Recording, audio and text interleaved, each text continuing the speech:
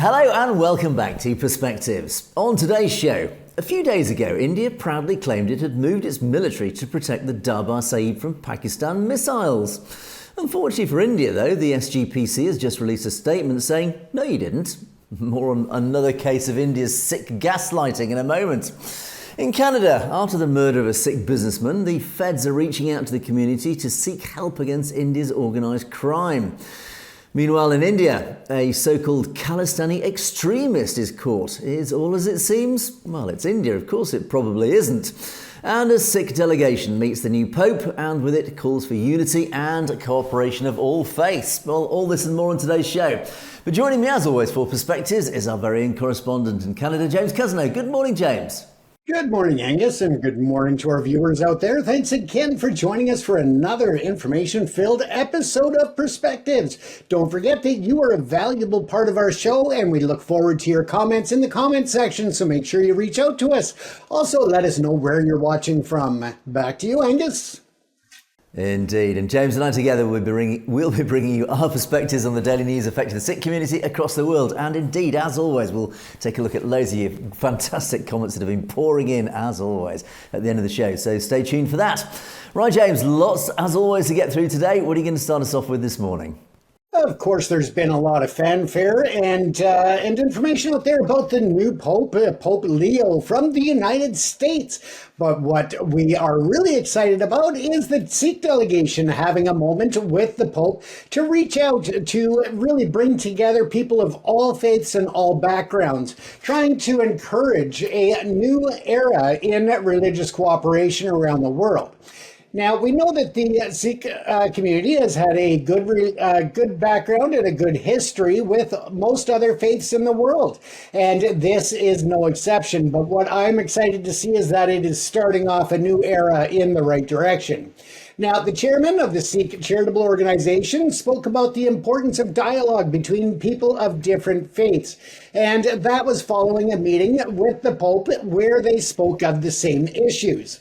Now, Darbar Sahib, Professor Mohinder Singh of the Guru Nanak Nasham Sewak Jatha, big word, or big title. But anyways, they are based in Birmingham and was among the Sikh delegation who attended an audience with Pope Leo at the Vatican on Monday. Now, he said, of course, that he was overjoyed and congratulated him on his inauguration, said Professor Mohinder Singh, and he felt very happy just to be there. Now, of course, other major people from around the globe were there, including Vladimir Zelensky, who also had a moment to meet with the professor. Now, those present at the event, representing a range of non-Catholic churches and other religions, had attended the Pope's inauguration mass the previous day and got to have that quick meeting with the Pope. Because there were such mass amounts of people, I would think that they'll probably have another follow-up meeting with the Sikh community throughout the next several months.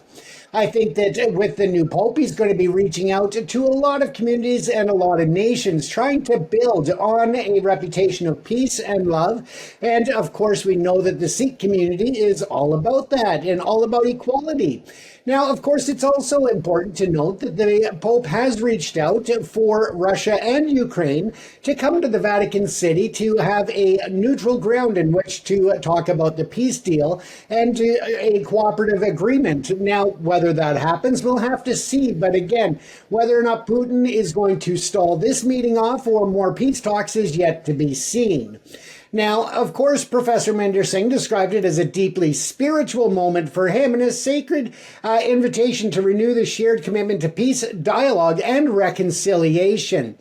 He said that a sacred invitation to renew that commitment and dialogue was an essential part of the new papacy and moving forward for interfaith peace, for forgiveness and reconciliation.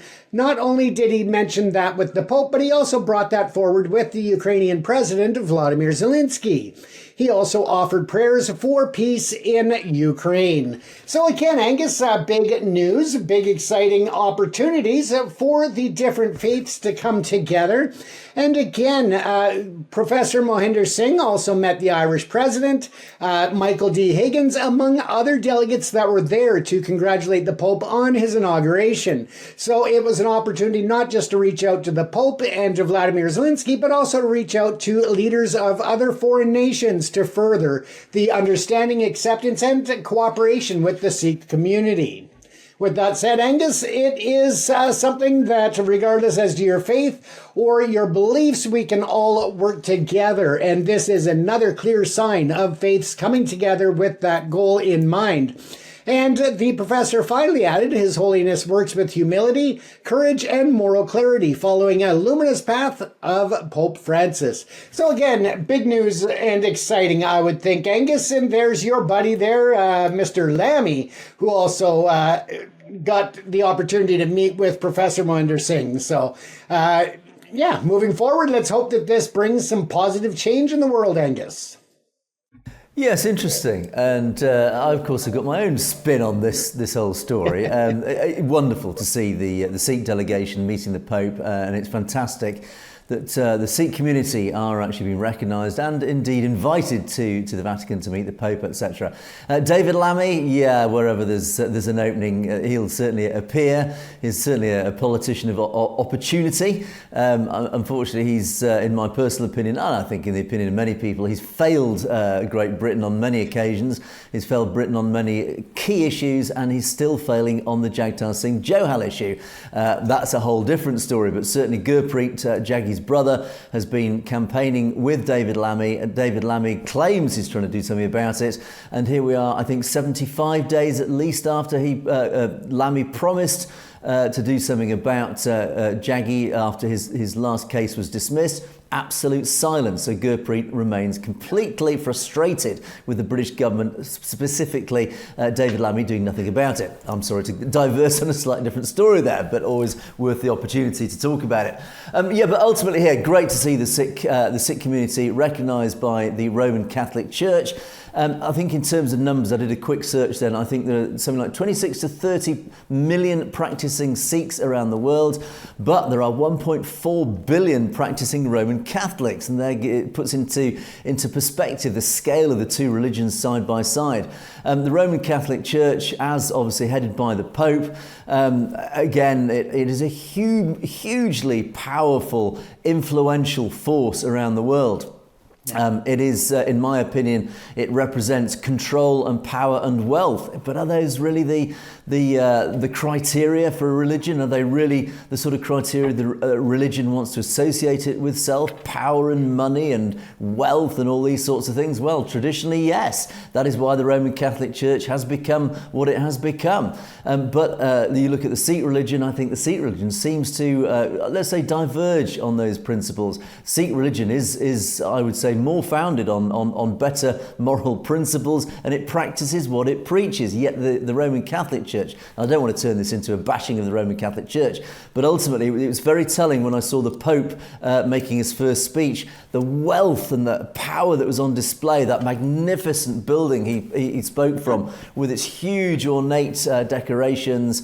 Again, it just sent out a message of we are powerful, we are huge, we have so much wealth behind us. And yet you look at any Sikh public event, and it sends out a very different message. It sends out we are human beings, we represent everything that is good about humanity. And that's just a simple objective perspective of when I sit these two religions side by side. Yet, of course, the Catholic Church, and it does bring with it huge amounts of scandals and a huge amount of history, and not all of it positive, let's say. So it does carry a lot of baggage with it. The Sikh religion, in direct contrast, brings with it a heritage of heroism, of betrayal, of constantly having to fight and stand up against injustice. In fact, ironically, standing up against the wealthy and powerful. So there are a lot of nuances here. And as I said, I don't want to turn into a bashing of the Roman Catholic Church, but I always stand a little bit cynical of religions as a whole, because religions traditionally, in my opinion, have always represented humanity trying to control the rest of humanity. Again, it comes back down to the small number, the 1 in 10s who are trying to control the rest of the population. And religion has always formed a major tool of that manipulative force of the minority elite. So I think many religions play that out.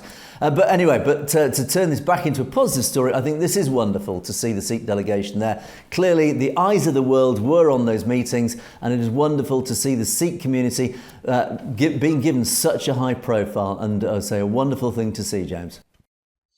Absolutely. And when we look at this, I mean, it also brings a great role of leadership and opportunity. When you look at various communities in the Sikh diaspora worldwide, one of these examples would be here in Canada. And when we look at the largest Sikh population in Canada, that would be in the Peel region and the Metro Toronto area, so to speak.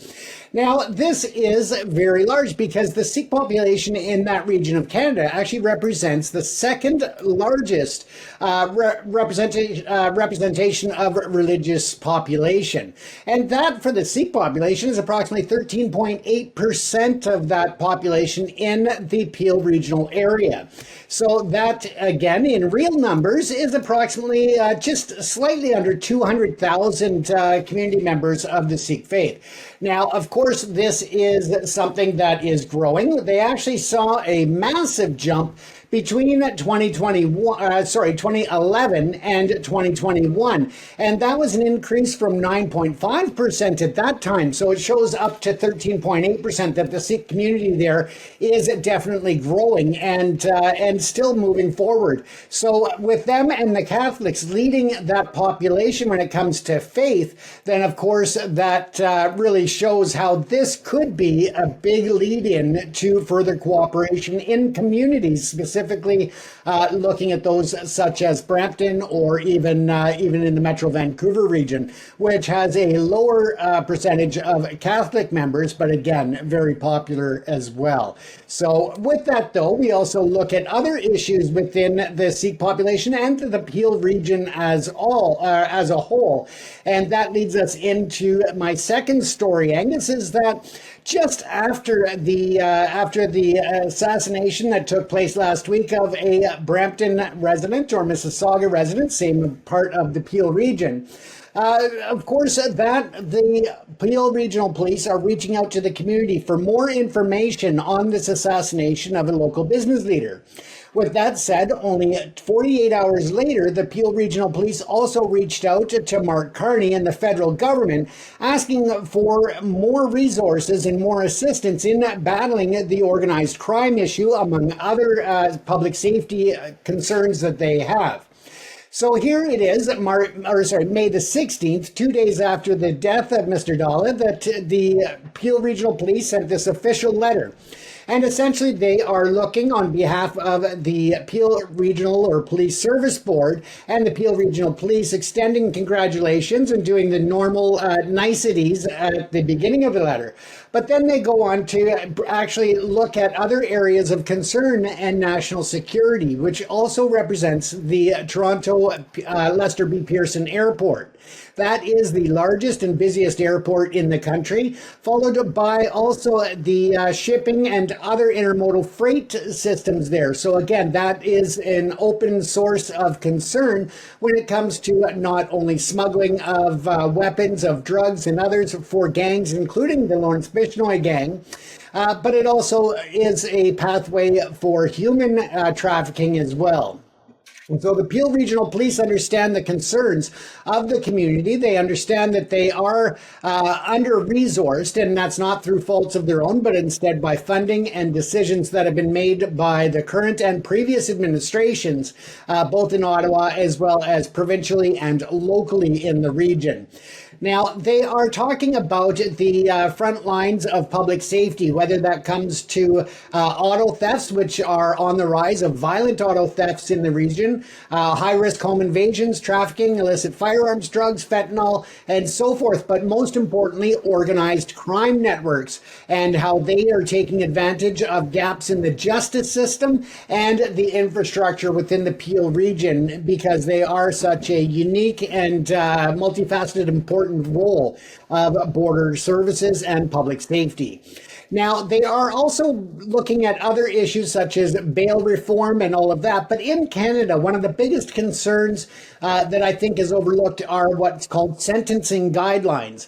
And sentencing guidelines essentially mean that if you commit a crime, there are guidelines that the judge must adhere to when imposing a reasonable and fair sentence. They can't just automatically try to make an example of someone by dishing out the maximum penalties. And had that been the case been the issue in previous cases where they did hand out harsher penalties, maybe we wouldn't see this epidemic of extortion and murder against the Sikh community and the other communities within the minority populations across the country, including Peel region. Now, again, they are looking for a stronger federal cooperation across all jurisdictions in all provinces, which is something that we discussed last night, Angus, to bring together a lot more resources and also the cooperation, so that instead of having 100 different communities basically going after the same gangs and basically repeating each other, they could come together to develop a national strategy to go after the Bishnoi gang and others that are wreaking havoc on the Canadian streets and, of course, our minority population. But overall, it impacts every part of the Canadian population, not just the minorities. Now, in closing on that, this letter also called, this police force is also calling on the local Peel community that if you have been the target of extortion, if you have been the target of violence or anything else that you are concerned with, that it's important you reach out to the police department so that they can make sure that they are allocating more resources where the problems exist. And that, again, is one of the problems with the minority communities, is that there is a lack of faith and trust in the law enforcement agencies in Canada that's been ingrained generationally from their time or their history within their own nation. So again, there's so much corruption in law enforcement around the world that it makes it tougher for them to reach out and trust Canadian law enforcement. Now, with that said, the murder of Mr. Dalla, after he had reported the extortion and the threats against his life and other business leaders in the Peel region, of course, gives concern that maybe they're not so safe. But again, it really is important that people speak out. If you have any details whatsoever, no matter how small you think they may be, I encourage you to reach out to the Homicide Division at the Peel Regional Police Department. Angus, that's something that we've spoken about many a times, about the national strategy needs to come together, Angus. Indeed, and I think the biggest problem for the West is that this organised crime that comes out of India, as indeed organised crime that comes out of many nations, Albania is a prime example that exports their organised crime gangs to various parts of the world, but certainly India seems to excel at exporting its crime syndicates overseas. And these crime gangs, syndicates, whatever you want to call them, are very, very clever. They know how to leverage all the weaknesses of Western nations, and they certainly operate transnationally. That is, they don't recognise borders in the same way that normal criminals do. They operate transnationally. They operate across borders.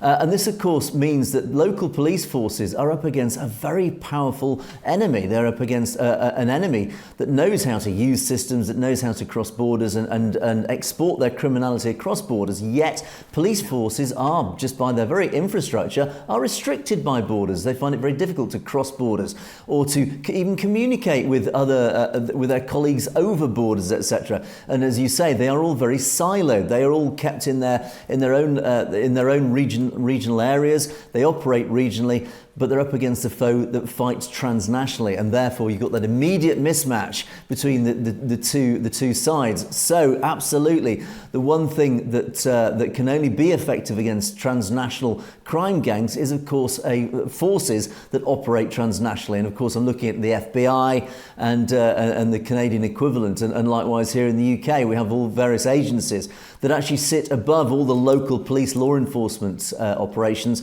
and they are the ones really who need to tackle crime gangs like this, because they are the only bodies that have that power to operate both locally but also nationally and indeed internationally. They can reach out.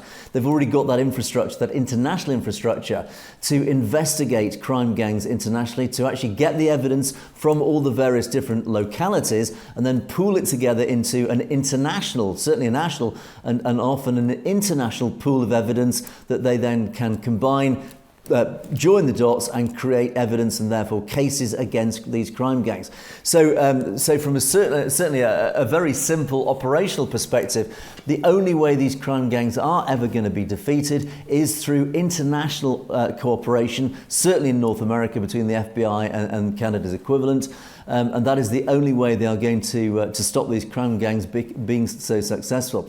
Now, the other challenge, of course, as you brought up here, James, is, of course, the community itself. The community is deeply suspicious of law enforcement because that's the culture it's been brought up in. Certainly, if they are the diaspora and first generation coming from India, of course, you'll have an inherent, ingrained, trained distrust of law enforcement, because India's law enforcement, in fact, I'll refer you to my podcast this week, where we talk about KPS Gill, the butcher of Punjab, the most senior police officer in the Punjab, who operated between 1988 and 1995 in the Punjab, was responsible. The senior police officer oversaw the massacre, the cold-blooded murder of hundreds of thousands of young Sikh men.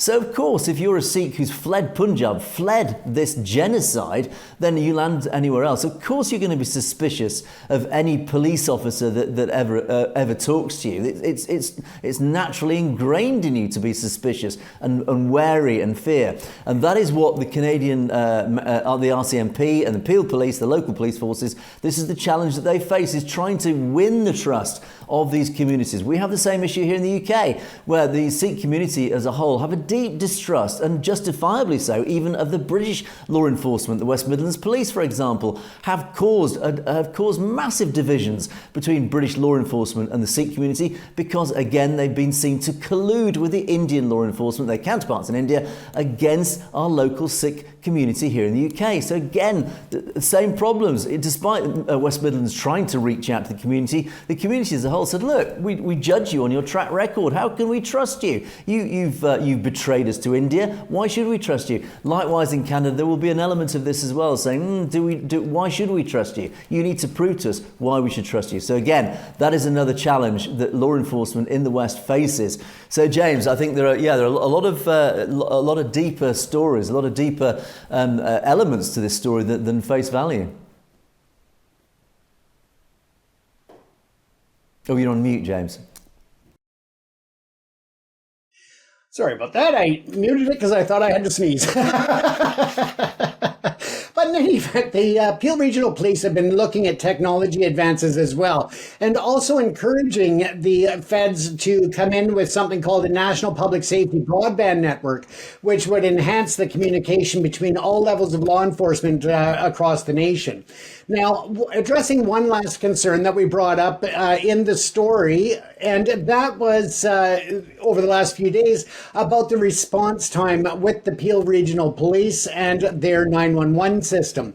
They have actually brought in what they call NG 911, which is Next Generation 911 Response System, and it has brought their response to call times or their response answering calls down by about 80 some odd percent. And that brings it into about a 14-second answering time on average for the calls when they come into 911 from what was an average a year ago of about 1 minute and 30 seconds. So again, they are using whatever they can in the toolbox to bring in enhancements and help. But I thought it was important to note this improved response time. And this has actually just been rolled out last month, this new NG 911 system. So again, they are working on the responses to calls as they come into 911. They know that it's been an issue, but in terms of the alleged 5-minute wait time on the phone before they answered in this recent case,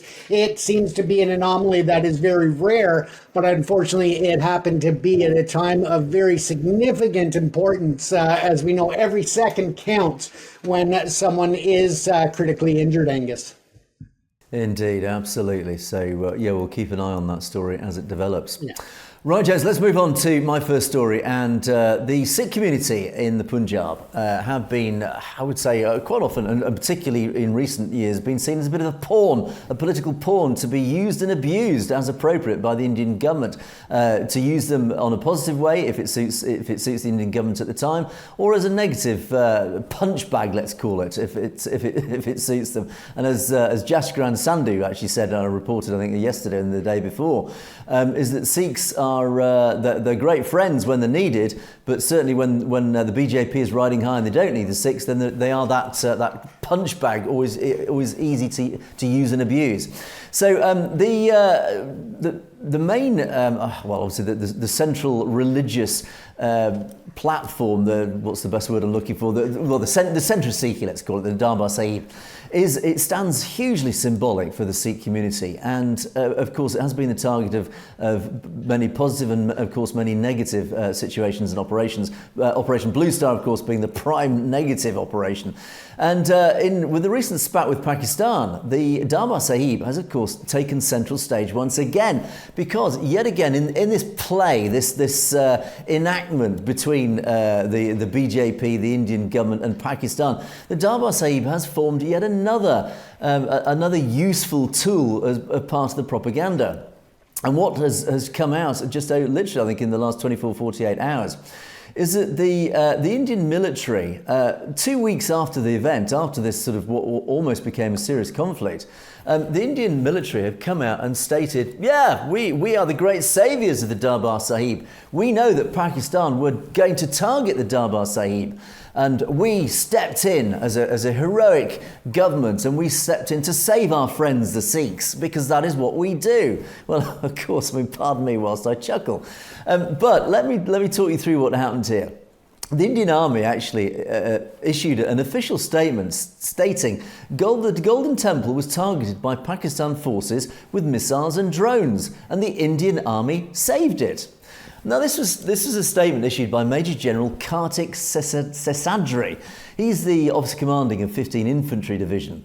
And this was released through, guess what, the great Hindutva mouthpiece ANI News. And he said, the Indian Army's air defence systems played a critical role in repelling Pakistan's misadventures. The Army said on Monday it showcased a demonstration of how Indian air defence systems, including the Akash missile system, L-70 air defence guns, saved the Golden Temple in Amritsar and cities of Punjab from Pakistan missiles and drone attacks. The Indian Army anticipated Pakistan's move to target its military installations along with civilian establishments here, including religious places like the Golden Temple, which was the prime target, according to information received from intelligence. Knowing the Pakistan Army doesn't have any legitimate targets, we anticipated that they would target Indian military installations, civilian targets, including religious places. Of these, the Golden Temple appeared to be the most prominent. We mobilised additional modern air defence assets to give a holistic air defence umbrella cover to the Golden Temple. Well, that's interesting, isn't it? Is it likely that Pakistan would target the Darbar Sahib? This is the Pakistan who's very publicly, all the way up to ministerial level, has praised the support of the Sikh community. Yet the Indian military claimed that the Pakistan military were going to target this centre of Sikhi. How likely is that? Well, I'll leave that rhetorical question for our audience to answer themselves. And the same ANI telecast shared an interview of Lieutenant General Suma Ivan Dakuna. He's the Director General of the Army Air Defence. And he said the head Granthi of the Golden Temple allowed the Indian Army to deploy its guns to thwart Pakistan missiles and drone attacks. And thus, he said, the Indian Army focused on the holiest Sikh shrine amid the Punjab's taking a neutral stand in the conflict. All well and good. Yeah, well done to the Indian Army. Thanks for stepping in and saving the centre of Sikhi. Thanks for locating your anti-missile batteries in the Darbar Sahib. And yet, here we go again. The whole thing is a complete propaganda nonsense, because the SGPC yesterday released a statement saying, hang on a second, they responded to this recent claim by Lieutenant General Ivan Dakuna and Gianni Amarjit Singh, the additional head Granthi of the Darbar Sahib, called the statement shockingly untrue and outrightly rejected it. He clarified that the management of the Darbar Sahib had cooperated with the district administration's guidelines regarding the citywide blackout by switching off the exterior and upper lights of the complex within the time frame, but lights at locations where religious code of conduct, the Maryada, is observed were kept on. The sanctity of the religious place was maintained with full responsibility. And Gianni Amarjit Singh asserted that the claim made by the army officer that the head Granthi gave permission for the deploying of air defence guns during Operation Sindoor is completely false. No permission was ever granted, nor was any such deployment allowed at this sacred site. He reiterated that the daily religious practices at the Darbar Sahib, the Langar, places of Sri Akhand Path Sahib and other related Gurdwaras were conducted as per strict protocols. No one has the right to interfere with them, and despite the tense situation in recent days, the full religious code of conduct was continued with dedication and discipline. He made it clear no lights were turned off at any religious site where Maryada was being observed, even during the blackout, and he expressed surprise and concern over why such a statement was made by the army officer, and asserted confidently that no permission at all was given to install guns. There was no contact from any army official regarding the installation of air defence guns at Sri Darbar Sahib, and he expressed surprise that an army officer would propagate such a claim, and he demanded that the government of India clarify why such statements are being issued by army officials. Dami acknowledged the commendable role played by the army and the country during the tense circumstances, but emphasised that spreading such falsehoods about the central religious place of Sikhs days after the events is shockingly untrue. So there you have it, from the horse's mouth, so to speak. The head Granthi of the Darbar Sahib has said this is absolute nonsense. The Indian military claiming that they located anti-missile batteries to prevent Pakistan attacks on the Darbar Sahib were absolute nonsense. No permission was asked for, neither was it granted. There were no Indian military batteries on site on the Golden Temple. The whole thing is a complete gaslighting exercise. 2 weeks after the event, suddenly these statements are released saying we protected our friends the Sikhs. We knew these evil Pakistanis were going to target the Darbar Sahib, so we stepped in and saved it. What an absolute load of nonsense. Again, it's all part of this gaslighting by the Indian government to try and claim that they protect their friends the Sikhs. And yet, on the other hand, we see the actual actions of the Indian government against the Sikh community. It's utter gaslighting in its purest form, James. Absolutely, Angus. And I actually have a longer-term concern about this, and the fact that as India makes such claims and such crazy insinuations, that they may in the future target the religious sites, including the Gurdwaras and other places, stating references back to this information and actually setting up a historical context. So when they do target their own country members, being the Sikhs or Muslim temples or whatever the case may be, they go back to articles such as this and claims such as this saying, oh, well, we were going to put this or that in the temples. They agreed to it, but instead they've agreed with Pakistan to bring weapons into the Gurdwaras. It's just not only trying to push their current narrative, but I have concerns about how they're trying to formulate and strategize for future hits on their own people, trying to blame it on the Pakistanis. And we know it's not above India to create a genocide or an attack on their own people. We saw it in 1984, where there was a very formulated and strategic plan to go after the Sikh community, and it resulted in a genocide. So again, it gives me concern about whether or not they're trying to lay a foundation for something down the road, Angus. Exactly, and I think that is a valid concern because, of course, false flag operations are a modus operandi of the Indian government. They've used them all the way through their history against the Sikh community. The Pahalgam attack certainly is being accused of being as a false flag operation. So yes, indeed. And what are the chances of Pakistan targeting the centre of Sikhi? Absolutely zero. Why would they turn 30 million Sikhs against Pakistan when the majority of Sikhs are probably quite friendly towards Pakistan and more sympathetic towards Pakistan than of India? So why on earth, when you lay out the basic simplistic evidence, there is absolutely no way that Pakistan would turn the community of 30 million Sikhs against it, whereas at the moment they are probably on the whole for Pakistan. So the whole story is complete nonsense. And again, a prime example of India trying to manipulate the narrative, but once again being shown up for what they are, James. So on that note, let's move on to my second story. We talk about propaganda. Well, a story has come out in the last couple of days. This is a story about what's a so-called Khalistani extremist. Now, it's very difficult to get the truth about this story, and I'm just going to read this story as it is laid out. And it is laid out, of course, by the Indian media and, of course, the pro-Indian media, which, of course, will always put a completely anti-Khalistani spin on every story. The language used is always evocative, provocative.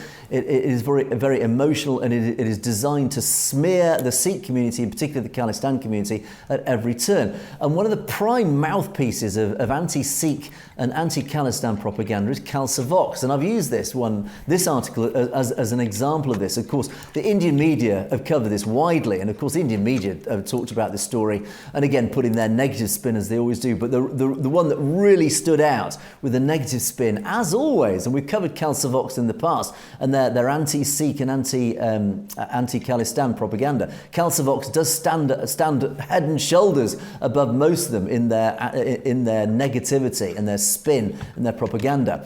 So this story, as they say, Khalistan extremists caught by the National Investigation Agency.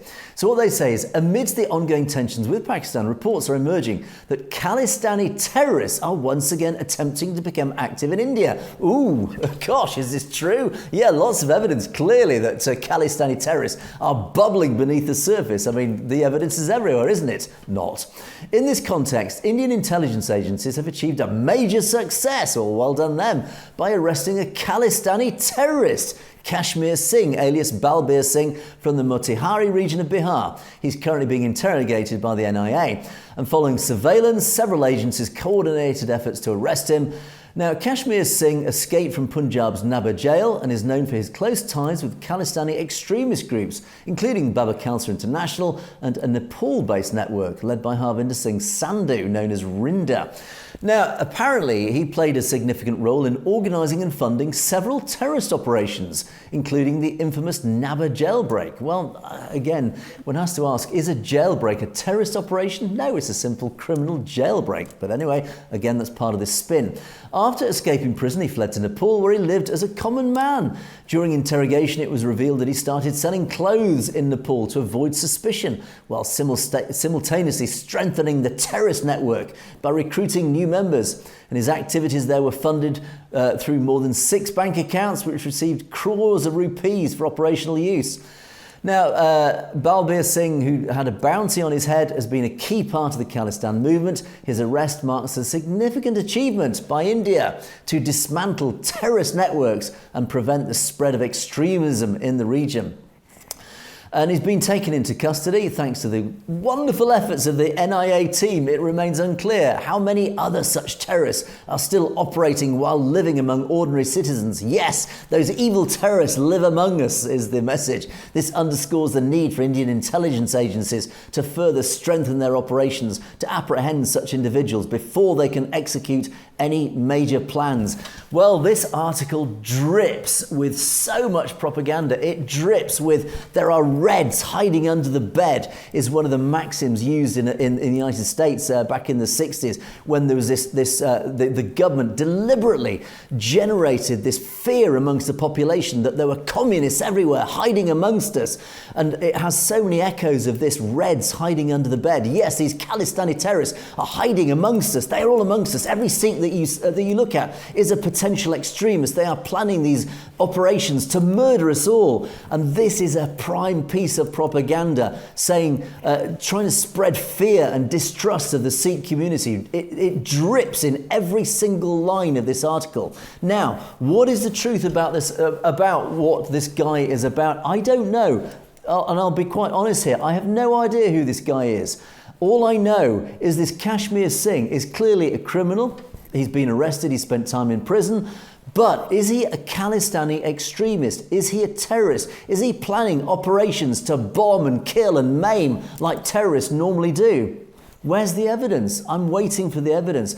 All I know is that the Indian media are all over this. They are spinning this story into a story to spread fear and division. They are saying that all Khalistanis are extremists. They are all terrorists. They hide amongst you. They are hiding in plain sight. You must never trust a Sikh because they are all probably terrorists and they're planning to kill you. That is the subtext of this article. That is the subtext of all the articles across the Indian media. It is divisive. It is deeply dangerous. And even if this one individual is guilty of at least some of these crimes, that does not mean you can tar the whole Khalistan movement with the same brush. You cannot paint all Khalistanis as terrorists. They are not, on the whole, terrorists. Show me the evidence. This is what we always say. Show us the evidence, because I'm still waiting for any high-profile arrests, sentencing of so-called terrorists who've been planning bombing campaigns, planning terrorist activities. I don't see it. I'm still waiting for the evidence. If it was there, the Indian media would be all over it. They would be highlighting these individuals. They would be showing great caches of military weapons. They would be showing bomb sites. They would be showing evidence, genuine evidence of terrorism, of terrorist activity, of bombings, of killings. I don't see it. All I see at the moment is false flag operations targeting the Islamic population, the Islamic minority, but I've still yet to see genuine evidence of arms caches, of bombs going off, of terrorist killings, shootings, etc. Where is it? There it is, James. Again, it's all spin, it's all propaganda, it's all designed to destroy the reputation of the Khalistan movement and the Sikh community as a whole. Absolutely. And I mean, you can look at this as just another way in which the India government is trying to utilize their pigeonholing of different groups into one lump terrorist operation. And it is inaccurate. I mean, you look at the way, in terms of a common sense approach to look at this, is that this is someone who has been convicted of criminality. Great.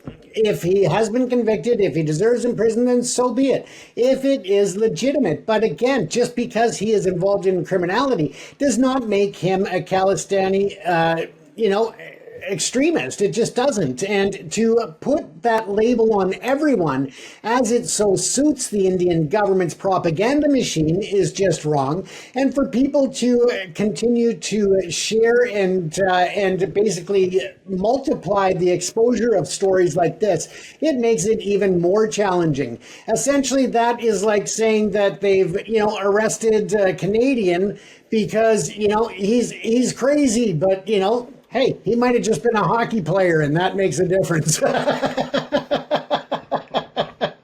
But But as I said, it just shows the absurdity, though. And although it's not funny when the India government uses their threats or their labeling of people as terrorists, it shows the ludicrousness in the transparency or the discrepancy between that. So again, just because they are, involved in various activities, and regardless as to what those are, does not mean that they represent an entire community or an entire diplomatic and peaceful movement, Angus.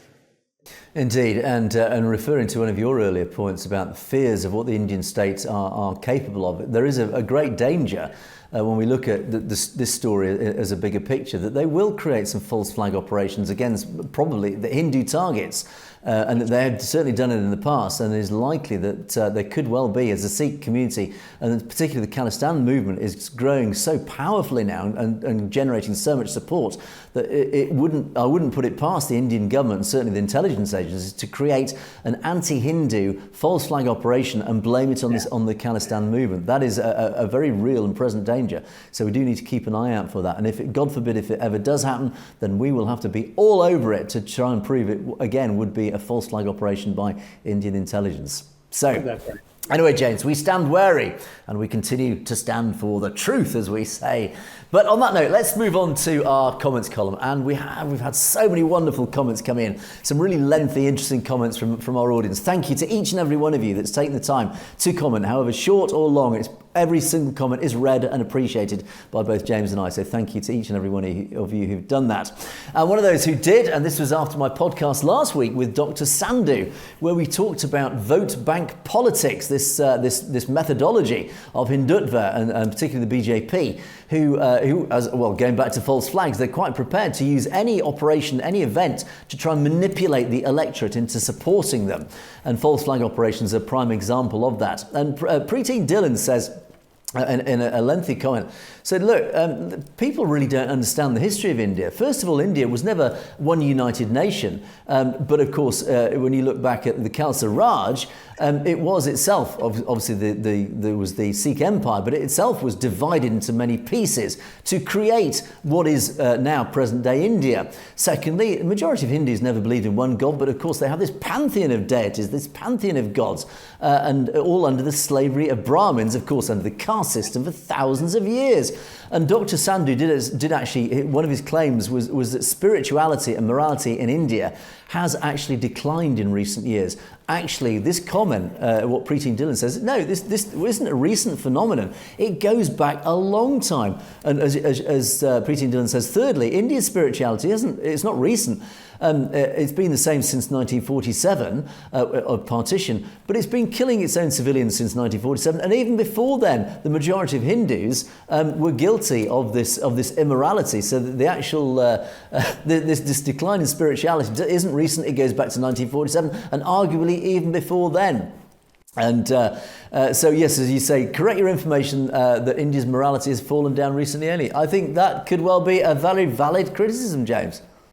Absolutely. And I think that that's where this, as I said earlier in our intros, is the essential part of the audience being a part of our show, because they can also bring in points like this and really add certain points that maybe give us pause to think, but also points for us to research and bring back in further depth. So again, that's where all of these comments are so important to be a part of Perspectives. And we appreciate you taking the time to bring up such a well thought out and lengthy comment with us. Yeah, and the one powerful sentence in there is India is killing its own civilians since 1947, especially for minorities. It's true, and it's shocking. The next comment from Punjab. Good afternoon. Well, good afternoon to you, Punjab. Dr. Sandhu and all of you. The security forces were removed from the Pahalgam area a week before the false flag operation. Yes, indeed. Now, this comment has come up. A few people have mentioned this. Is that allegedly security forces were removed from the area. And it is weird, isn't it, that these so-called terrorists, these gunmen, managed to sneak in and sneak out unmolested and undertake their operation and manage to get away. So it is deeply suspicious. And Shah and Doval, as of course Modi, you reckon are behind this. And then, of course, you refer to other false flag operations, 9/11, false WMDs in Iraq, great conspiracy theories, absolutely. But as you say, Modi doesn't have the finesse to organise organise a 2-ticket raffle. And why is Modi running away from independent investigations? Well, I think we know, James, that it's almost a rhetorical question. We know why Modi will not allow an independent investigation, because as Punjab says, he will be found guilty. Absolutely. And again, we can look back to the 1980s when the Canadian investigators, after Air India flight, were told not to investigate the India government as a part of the overall investigation, nor were they to look deeply at certain things like the RSS or other organizations as a part of that, as being potentially another false flag. So again, it shows exactly why the India government doesn't want these open investigations with third-party oversight. Yeah, and Nirmal Singh, one of our regular viewers from Australia, says these blood bank politics are obviously used to keep them in power. Exactly, that's why they use them. And interesting that you once again draw a parallel, like many have done, to the Nazis in Germany in the 1930s, where they made the Jews as the enemy. They created this enemy just to unite the rest of the people, the Aryan race, against them, to stand behind Nazi and support Nazism. And likewise, the same tactics are being used in India to turn the majority Hindus against the minorities. It worked so successfully in Germany, and it seems to be working in India, James. Very concerning. Sure, but let's not also forget, Angus, how the Indians are, the India government and the Hindutva group are moving forward to try and cause that same separation in the diasporas around the world through foreign interference and transnational repression. So again, it's not even just limited to the borders of India, but it actually is something India is participating in nationally and internationally. Indeed, and TC follows up talking about vote bank politics. Modi-wood theatre of the flop variety, beautifully put.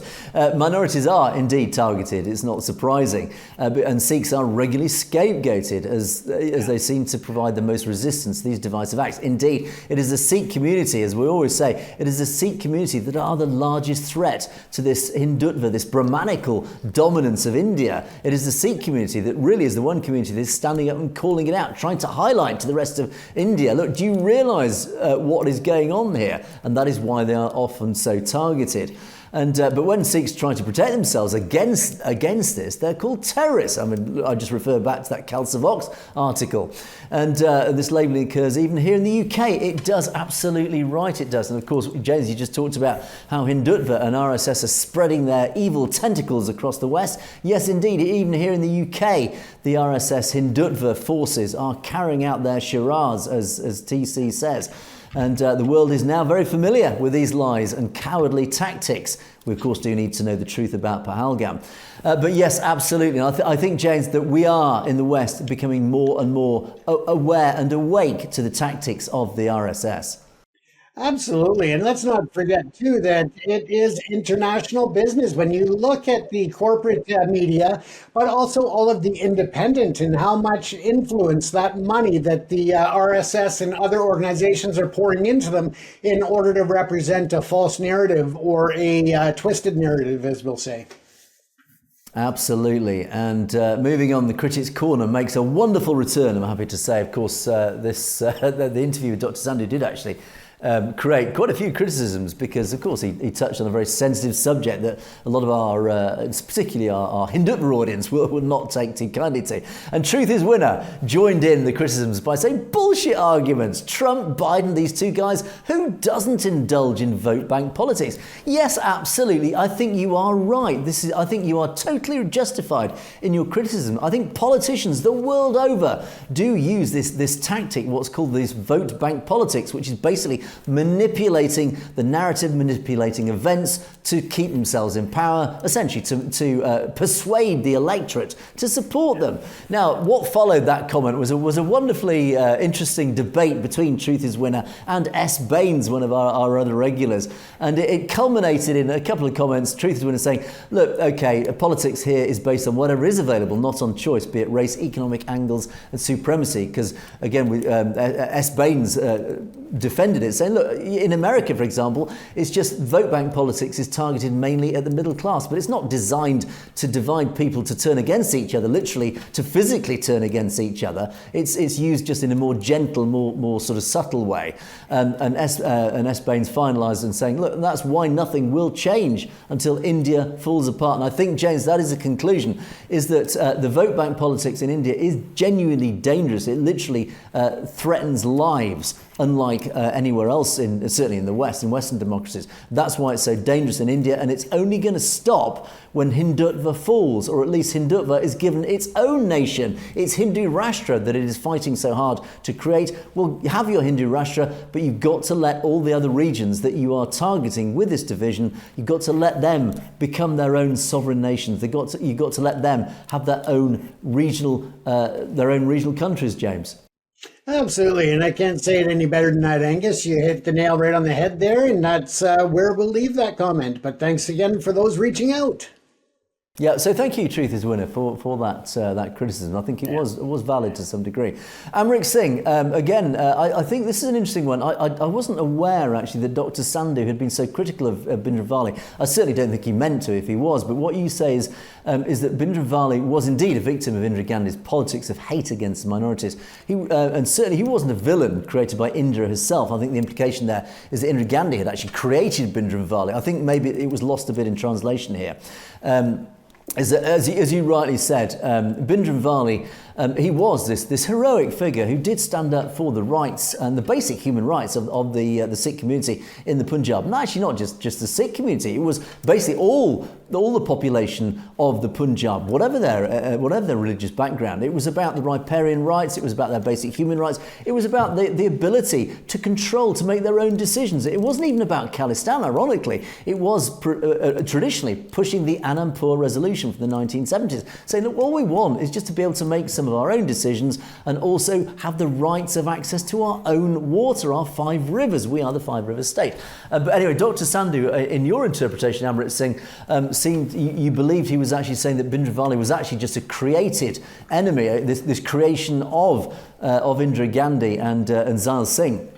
But as you say, try to reach an objective, factual, historic reality. Read some books authored by the great Sikh writers, if you don't mind my suggestion, politely put. Well, all I would say is, Amrit Singh, is I think maybe it was lost in translation. Dr. Sandhu was certainly never critical of Bhindranwale. I would say quite the opposite. And I do know he's extraordinarily well read.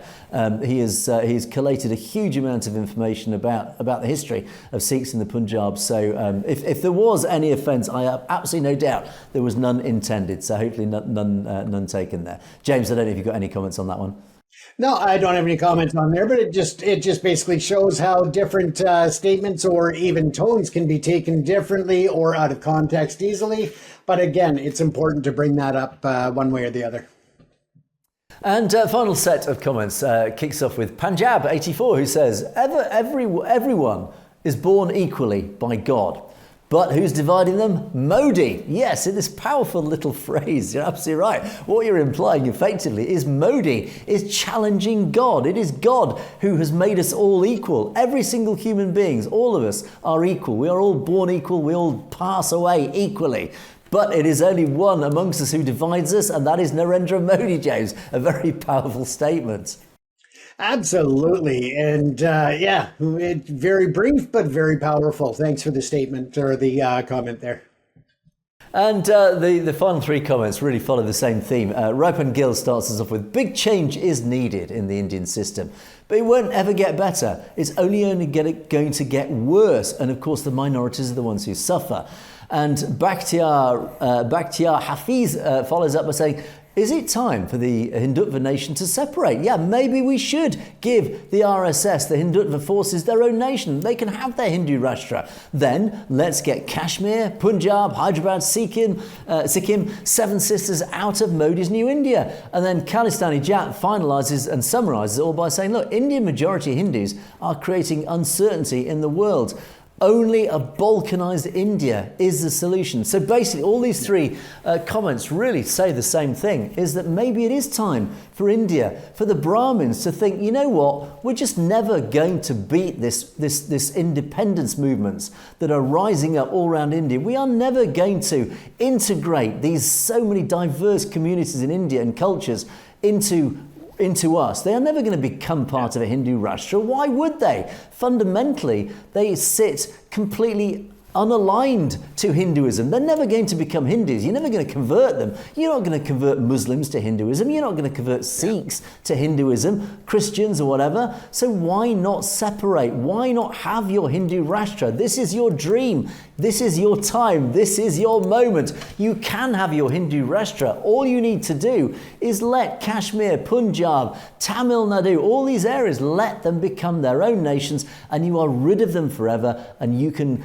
build your own Hindu Rashtra. And at the same time, you can let hundreds of millions of Indians become very, very happy and run their own countries under their own secessionist banners, James. That's what it's all about. Maybe it is right. Maybe the time is right to balkanize India. Absolutely. And we've covered this conversation so many times, Angus, and the fact that it could definitely work as, you know, you have all of these independent states and sovereign nations that come together and as a union protect the region and build international interests such as trade and all of these other things. But instead of fighting within their own nation, they become a group or a union, kind of like the EU. But again, looking at different ways of building that is the challenge. Indeed, and as we often say, the establishment of Khalistan is a win-win for everybody. So the establishment of all these separate little nations, but under even a federal structure, everybody wins. There are no losers in this. Everybody wins. Even Hindutva wins on this one. They get their Hindu Rashtra. But let's hope they're listening to us, and let's hope they act on that, because it is in your reach, RSS. It could be yours, that great Hindu Rashtra, and in turn you make the rest of the world very happy. But in the meantime, we must bring Perspectives to a close for another day. Please don't forget to keep these comments coming in. There's been some fantastic comments, so do keep it up. Do keep contributing. It's always great to have a great chat about the comments at the end of the show. And don't forget, you can, of course, message us directly, as many of you have been. Thank you for those who have emailed. Apologies if I haven't got back to you. We've been so busy, but yes, we have read your emails and the links that you sent, so thank you for those. You can email us at message@satellite.com on anything you want to bring to our attention. But that is it for another day. Thanks so much for watching. It is a goodbye from me. It is a goodbye from James. Stay safe, everyone.